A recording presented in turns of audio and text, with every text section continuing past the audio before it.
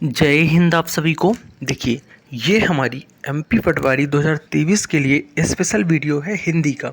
यानी हिंदी के इस वीडियो में हम 50 टॉप मोस्ट इम्पोर्टेंट क्वेश्चनों का डिस्कशन करने वाले हैं। ये वो क्वेश्चन होंगे जो प्रीवियस शिफ्टों में पूछे गए क्वेश्चनों पर आधारित आने वाले शिफ्टों में मोस्ट एक्सपेक्टेड क्वेश्चंस होने वाले हैं। ठीक है, तो वीडियो को आपको बड़े ध्यान से देखना है और लास्ट में हो सके तो कमेंट करके ये बताना कि इनमें से कितने क्वेश्चन आपसे बन रहे थे। जिनका भी एग्ज़ाम आने वाले शिफ्टों पे बचा हुआ है उनके लिए ये वीडियो बहुत कारगर साबित होने वाला है। पहले क्वेश्चन से शुरू करेंगे कि कौन से ऐसे शब्द हैं जिनका उच्चारण मात्रा या वर्ण के हल्के हेर फेर के सिवा प्रायः समान किंतु अर्थ में भिन्नता रखता है।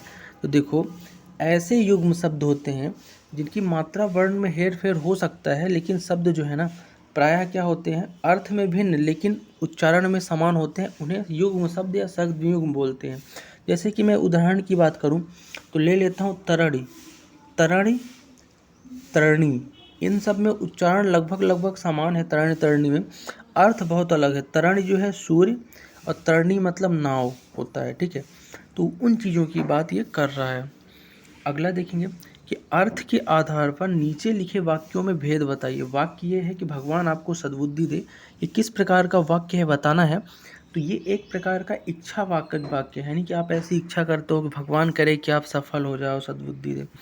नेक्स्ट है, निम्नलिखित वाक्यों में उद्धरण चिन्ह वाले को शुद्ध चुनिए। तो उद्धरण चिन्ह जिसमें शुद्ध है वो बताना है। तो पहला ऑप्शन जो है ना, माँ मैं देर से घर लौटूंगी, तुम अपना पाठ अवश्य कर लेना। तो उद्धरण चिन्ह देखो, ये जो इन्वर्टेड कामा दो लगे हैं ना इसमें, यही आपका सही उद्धरण चिन्ह है। ठीक है, नेक्स्ट है, काम अपनी अवधि में ही पूर्ण हो सकता है, पहले नहीं या निम्न किस लोकोक्त का सही अर्थ है। तो काम अपनी अवधि में ही पूर्ण हो सकता है, पहले नहीं एक लोकोक्ति है और इसका अर्थ होता है हथेली पे सरसों नहीं जमती। ठीक है, नेक्स्ट है, कुछ लड़के जा चुके हैं। इस वाक्य में कुछ क्या है, तो कुछ विशेषण का भेद बताइए। तो अनिश्चित विशेषण है। देखो, अनिश्चित संख्यावाचक विशेषण है ये कुछ। ठीक है, कुछ लड़के जा चुके हैं, निश्चित नहीं है। नेक्स्ट है, दूध पीकर दीदी से कहानी सुनकर बच्चा सो गया। यह किस वाक्य को संबोधित करेगा। तो दूध पीकर अगर बच्चा जो है दीदी से कहानी पीकर सो गया, तो यहाँ पे आप देख रहे हो यहाँ भी लगा है अल्प विराम, यहाँ भी अल्प विराम, तो अल्प विराम चिन्ह इसका सही हो जाएगा, है ना। नेक्स्ट है, विसर्ग के साथ स्वर या व्यंजन संधि को क्या कहते हैं। तो अगर विसर्ग लगा है तो स्वर या व्यंजन संधि को विसर्ग संधि बोलते हैं। जैसे निर्गुण, निह धन गुण, निश्चल, निह धन चल। अगला है, पढ़वैया में प्रत्यय क्या है। तो प्रत्यय और शब्दांश है जो किसी शब्द के मूल शब्द के अंत में लुक के शब्द का अर्थ बदल दे। जैसे दूध वाला में वाला क्या है, प्रत्यय। इसी तरह से पढ़वैया में या क्या है आपका, या आपका प्रत्यय लगा हुआ है। ठीक है, अगला है, वाह कैसा सुंदर दृश्य है। यह किस प्रकार का है। तो विस्मयादि बोधक, यहाँ पे चिन्ह आपको दिख ही रहा होगा, इस तरह से लगा है, तो ये विस्मयादि बोधक वाचक हो जाएगा।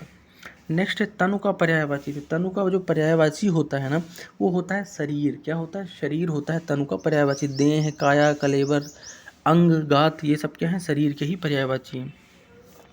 निस्तेज में संधि विच्छेद बताओ। तो ये एक विसर्ग संधि है, निधन तेज, इसका राइट आंसर हो जाएगा निश्चेद। नेक्स्ट है, महोदार्य का संधि विच्छेद है। तो महोदार्य का जो संधि विच्छेद होगा ना, वो होगा महाधन औदार्य। महाधन औदार्य राइट आंसर हो जाएगा। बात करूं इसकी संधि की, तो वृद्ध स्वर संधि है। कैसी है, वृद्ध स्वर संधि, जहाँ पे आपका आधन, आधन, बड़ा आधन औ मिलके औ बना रहे हैं, इसलिए वृद्ध स्वर संधि हो जाएगा। नेक्स्ट है, छी कैसी लज्जा की बात है। यह वाक्य किस चिन्ह को संबोधित करता है। तो छी कैसी लज्जा की बात है, ये भी आपका एक विस्मय बोधक हो जाएगा, विस्मय सूचक। छी, किसी पे विस्मय करना। ठीक है, नेक्स्ट है, मिठवोला में समास है। तो मिठवोला में कौन सा समास है। तो एक प्रकार का बहुव्रीहि समास है मिठवोला में। मिठवोला का अर्थ क्या है, मीठी है बोली जिसकी। और बहुव्रीहि समास क्या कहता है, कोई भी पद आपका प्रधान न हो, किसी तीसरे तरफ इशारा कर रहा हो, तो बहुव्रीहि समास होता है। ठीक है, नेक्स्ट है, किस शब्द में आवट प्रत्यय नहीं है। तो प्रत्यय जो पीछे लगता है, तो आवट जो है ना, घबराहट में आवट नहीं है, लेकिन इन तीनों में आवट प्रत्यय आपका है। ठीक है, नेक्स्ट क्वेश्चन देखेंगे, पंचामृत शब्द में कौन सा समास है। तो पंचामृत, पंचामृत में आपका द्विगु समास है, जहाँ संख्या का बोध हो, 5 अमृतों का समाहार, यानी पंचामृत, द्विगु समास। नेक्स्ट है निम्नलिखित में से कौन सा शुद्ध शब्द है, तो शुद्ध वाक्य बताना है, शब्द नहीं सॉरी वाक्य। तो मैं आपके दर्शन करने आया हूँ, मैं आपके दर्शन करने आया हूँ, बिल्कुल शुद्ध लिखा है। नेक्स्ट है मुरेला में प्रत्यय है, तो मुरेला में जो प्रत्यय है ना वो एला प्रत्यय है, मूर्धन एला।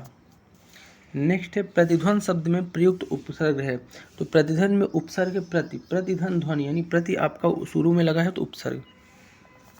इस वर्ष फसल अच्छी नहीं हुई डॉट डॉट अनाज महंगा है, रिक्त स्थान पे उचित अव्यय लगाइए। तो इस वर्ष फसल अच्छी नहीं हुई इसलिए क्या है अनाज महंगा है। नेक्स्ट है आसमान से बातें करने मुहावरे का अर्थ क्या है, तो आसमान से बातें करना मतलब कि बहुत ऊंचा होना।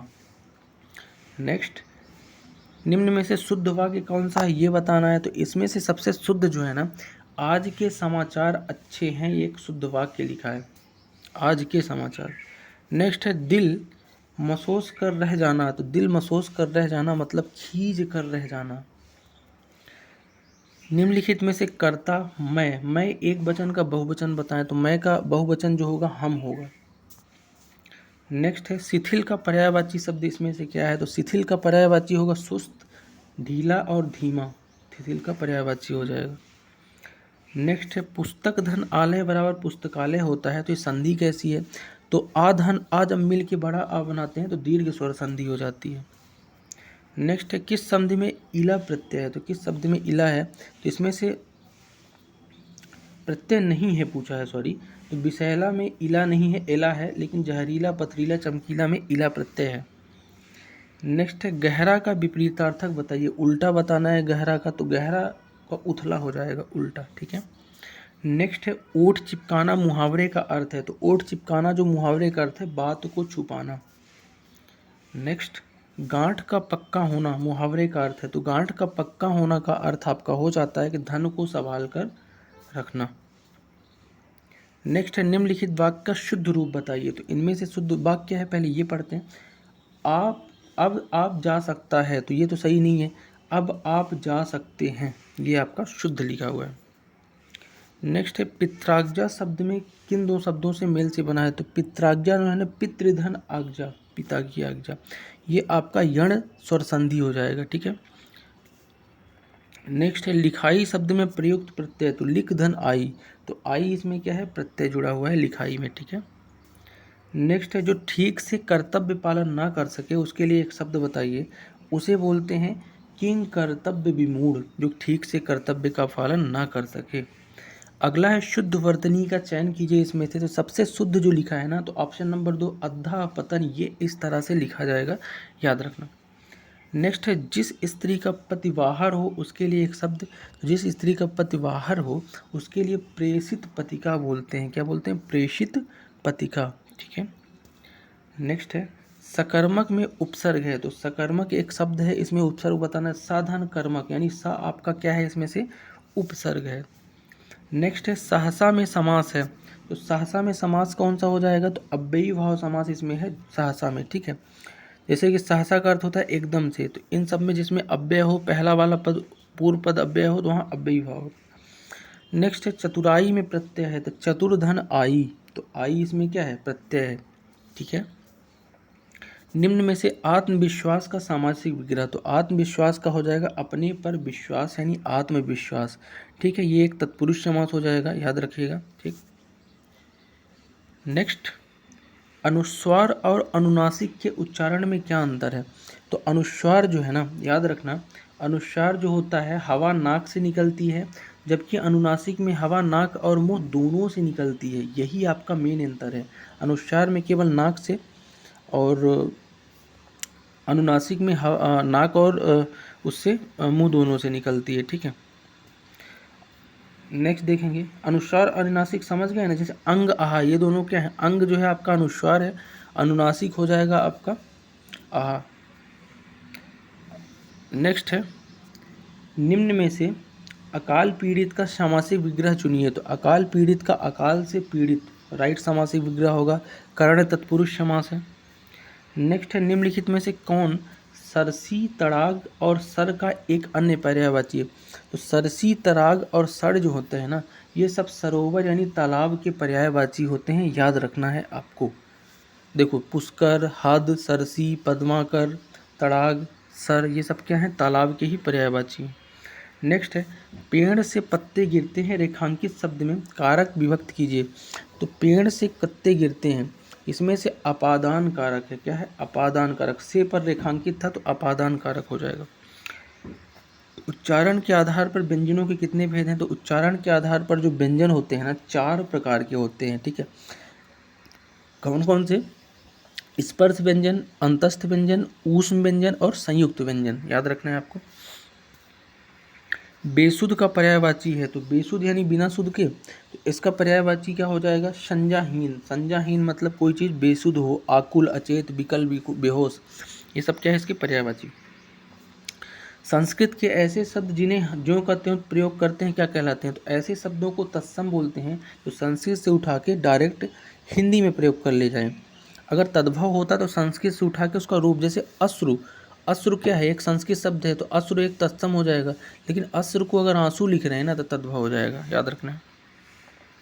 निम्न में से कौन सा शुद्ध वाक्य कौन सा है, तो शुद्ध वाक्य इनमें से बताना है। तो पहला ऑप्शन यह वही लड़का है जिसको पुलिस ने पकड़ा था, ये आई थिंक सबसे शुद्ध लग रहा है, ठीक है। नेक्स्ट है, भारत का अतीत डॉट डॉट था, रिक्त स्थान पर गौरव का सही रूप क्या होगा, तो भारत का अतीत गौरवपूर्ण था, कैसा था, गौरवपूर्ण था, ठीक है। नेक्स्ट और आज का लास्ट क्वेश्चन है 50वां नंबर क्वेश्चन कि 2 या 2 से अधिक धातुओं के संयोग से कौन सी क्रिया बनती है, तो 2 या 2 से अधिक धातुओं के संयोग से यौगिक क्रिया बनती है, कैसी बनती है, यौगिक क्रिया बनती है। जैसे चलना से क्या, चलाना, चलाना क्या है, यौगिक, खाना से खिलाना, ठीक है, पढ़ना से पढ़ाना, ठीक है, ये सब क्या है, यौगिक क्रियाएं। तो ये था आज का पूरा हिंदी का सेगमेंट। जिनका भी एग्जाम आने वाले शिफ्टों पे है उनके लिए काफ़ी इंपॉर्टेंट होने वाला है, तो वीडियो को रिवाइज करके देख लेना। कोई सजेशन हो तो कमेंट बॉक्स में कमेंट करना। मिलते हैं नेक्स्ट वीडियो में, तब तक के लिए जय हिंद।